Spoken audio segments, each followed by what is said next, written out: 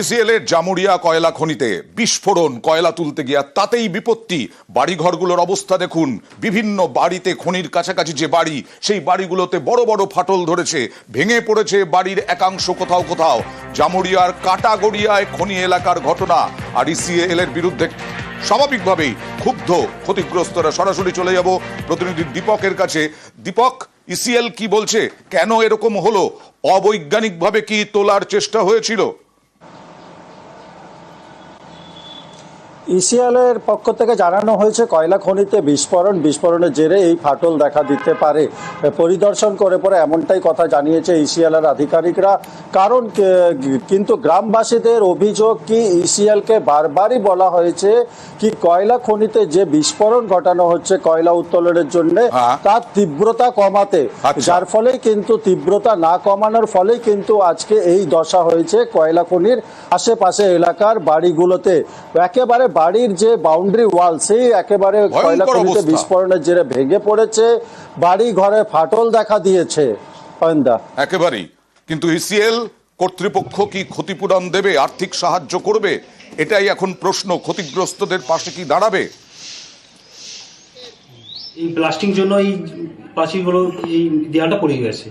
তো এর আগে আমরা ইসিএলকে জানিয়েছিলাম, ওনারা এসেছিলেন, ওনারা বললেন আপনাদের দেওয়াল করে দেবো, কিন্তু ওরা কিছু গুরুত্ব নেই। বাড়ির মধ্যে কিছু ক্র্যাক হয়েছে, দুপুরবেলায় ব্লাস্টিং হয়েছিল, ভয় লাগে। কম্পন এতই ভীষণ কম্পন হয় যে এমনকি মনে লাগে যে বাড়িটা পড়ে যাবে। আনকন্ট্রোল ব্লাস্টিং করছে, যেন ভূমিকম্প হচ্ছে, মনে হয় ঘর বাড়িগুলো পড়ে যাবে। বিভিন্ন টাইমে জিএম এজিএম তারা বারবার আশ্বাস দিয়েছে যে আমরা মিনিমাইজ করব, 2-4 দিন ঠিক থাকছে, আবার সেইভাবে ওরা কন্টিনিউ করছে। বেশি বেশি বারুদ ফাটিয়ে সমস্ত ঘর বাড়িগুলো কম বেশি করে সবগুলো এফেক্টেড।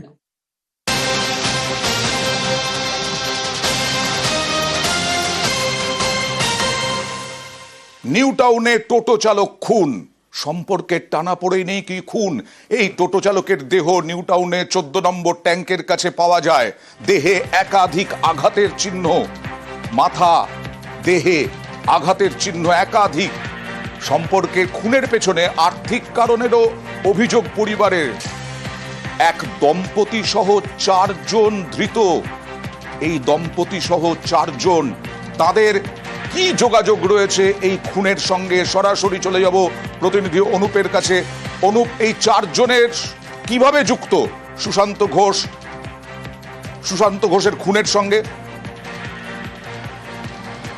তবে এই চারজনকে ইতিমধ্যে জিজ্ঞাসাবাদ করা হচ্ছে। প্রথমে কিন্তু 2 জনকে আটক করা হচ্ছে, এক দম্পতি তাদের মধ্যে ছিল। পরবর্তী ক্ষেত্রে এদের যখন জিজ্ঞাসাবাদ করা হয় সেক্ষেত্রে কিন্তু এই বাকি 2 জন তারই আত্মীয় বলে এমনটা জানতে পারা যাচ্ছে। পুলিশের পক্ষ থেকে এই মুহূর্তে ইকোপার্ক থানায় এই জিজ্ঞাসাবাদ প্রক্রিয়া শুরু করা হয়েছে। তার কারণ একেবারে গতকাল যে 14 নম্বর ট্যাঙ্ক, এই 14 নম্বর ট্যাঙ্কের কাছেই মূলত যে মারধর করা হয়েছিল এবং সেখানে মূলত পিটিয়ে যে খুনের ঘটনা, পরবর্তী ক্ষেত্রে একটি বেসরকারি হাসপাতাল সেখানে যখন নিয়ে যায় তার কিন্তু মৃত্যুর ঘটনা ঘটে।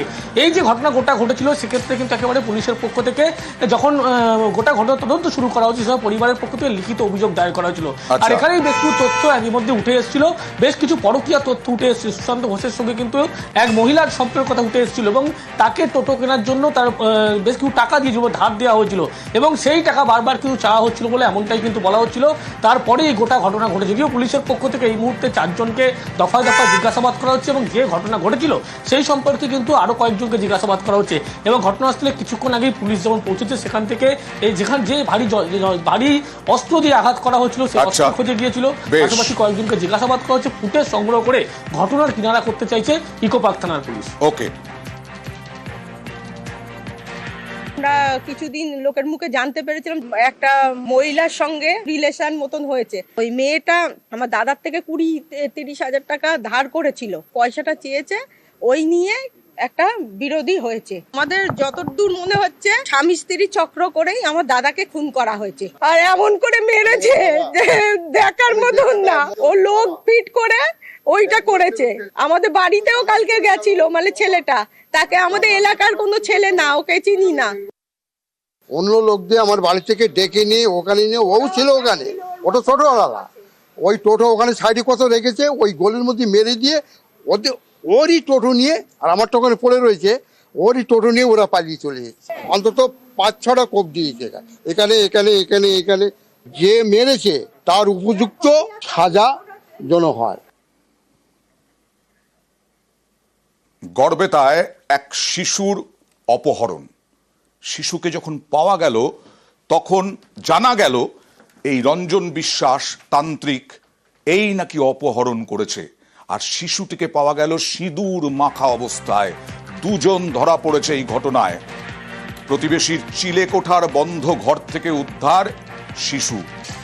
কথা বলবো প্রতিনিধি শোভনের সঙ্গে। শোভন, এই রঞ্জন বিশ্বাস এবং আরেকজন যাকে গ্রেফতার করা হয়েছে এদের অপহরণের সঙ্গে কিভাবে যুক্ত? দেখো আমরা যেটা জানা যাচ্ছে, যেটা এলাকারবাসী এবং ওই শিশু যে অপহৃত শিশু তার পরিবারের যেটা অভিযোগ যে তারই প্রতিবেশী, ওই শিশুরই যে পরিবার তাদেরই প্রতিবেশী রঞ্জিত রুইদাস, সে দীর্ঘ 6 মাস আগে কামাখ্যা গিয়েছিল এবং কামাখ্যা থেকে তন্ত্র সাধনা শিখে এসেছিল এবং গ্রামে ফেরার পরেই বিভিন্ন ধরনের এই গুজরুকি এইসব করে যাচ্ছিল বাড়িতে বসেই। এবং গত শনিবার কিন্তু ওই যে প্রতিবেশী পল্লবী দাস, তার যে 2 বছরের মুখ ও বধির শিশু, তাকে খুঁজে পাওয়া যাচ্ছিল না এবং তাকে খোঁজ করার পরেই কিন্তু যেটা প্রতিবেশীরা দেখতে পায় যে পাশের একটি পরিত্যক্ত ঘরের চিলেকোঠার উপরে তাকে একটি ঘরের মধ্যে বন্ধ করা ছিল এবং সিঁদুর মাখা অবস্থায় ছিল। সেই অবস্থায় তাকে উদ্ধার করা হয় এবং এরপরেই কিন্তু পরিবারের লোকেরা পুলিশে অভিযোগ জানায় যে তার যে প্রতিবেশী যে রঞ্জিত রুইদাস, সে কিন্তু বাড়িতে তন্ত্র সাধনা করছিল এবং সে কোনো অসৎ কাজের জন্যই কিন্তু শিশুকে অপহরণ করেছিল। এবং এই অভিযোগ পেয়েই পুলিশ কিন্তু তাকে গ্রেফতার করে এবং তাকে জিজ্ঞাসাবাদ করার পর জানতে পারে অপরাধ করত এবং সেখান থেকে বেঁচে ফিরল ওই শিশু। 5 মিনিটের মধ্যে আমি শুয়েছি, ঘুম করেছি, যে সেই বেরিয়ে এসে গ্লাসে করে কলতলে জল খেয়ে আমি ঘর ঢুকেছি। ঘর ঢুকে দেখছি বাচ্চাটার নাই। বাচ্চাটার কাছে যতগুলো মাদলি ছিল সব মাদলিগুলো কাটা হয়ে বিছনায় পড়ে আছে, বাচ্চাটি নাই। গোটা ঘর গোটা পাড়া খোঁজা গেল, বাচ্চাটি নাই। দিয়ে এখানে যখন প্রচুর কাঁদা গুল্লি পড়ে গেছে তখন হচ্ছে বাচ্চাটা দেখছি সিঁদুর কাণ্ড হয়ে সে ছাদে। পাশের লোকে করছে, ওই রঞ্জিত রুইদাস ওই করছে। কি করে ও? ও তান্ত্রিক বিদ্যা শিখছে। কামাখ্যা গেছিল, সেখান থেকে যত বিদ্যা শিখে এসছে। আজ আমার বাচ্চাটাকে নয়, আজ আমার পাড়ায় যে 2টা মোড়া মরলো এখন 1 বছর হয়নি, তাদেরকেও সে মেরেছে আর বলেছে 3 নাম্বার এইটাকে নিলে আমার কাজ সফল হবে। মইপিঠে মুদির দোকানে মদ বিক্রি হচ্ছে আর তারই প্রতিবাদ জানাচ্ছেন স্থানীয়রা। সেই প্রতিবাদের সময় উদ্ধার করতে গেলে মুদির দোকানদারকে পুলিশ গেলে পরে পুলিশ আক্রান্ত। পুলিশ এবার আক্রান্ত, পুলিশকে ঘেরাও, পুলিশের থেকে অভিযুক্তকে ছিনিয়ে নেওয়ার চেষ্টা। সরাসরি চলে যাব প্রতিনিধি অর্পণের কাছে। অর্পণ, সকাল থেকে দেখাচ্ছি, এখন কি পরিস্থিতি?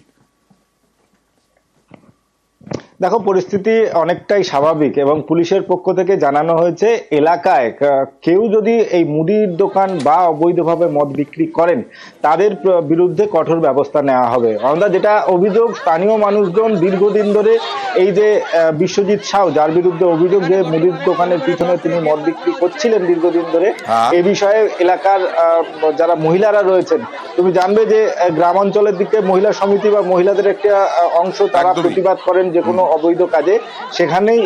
এখানেও কিন্তু এই মুদি ব্যবসায়ীকে তারা সতর্ক করেছিলেন। তাদের মারাত্মক অভিযোগ যে স্কুলের বাচ্চারা তারা গিয়ে এখান থেকে মদ কিনে আনছে। কারণ তুমি জানবে যে লাইসেন্স করা মদের দোকানে সেখানে বাচ্চাদেরকে মদ দেওয়া হয় না, কিন্তু এখানে গেলে তারা মদ পেয়ে যাচ্ছে। এই অভিযোগ এনে গতকাল সন্ধ্যায় তারা একত্রিত হন এবং এই মুদি দোকান ভাঙচুর চালান।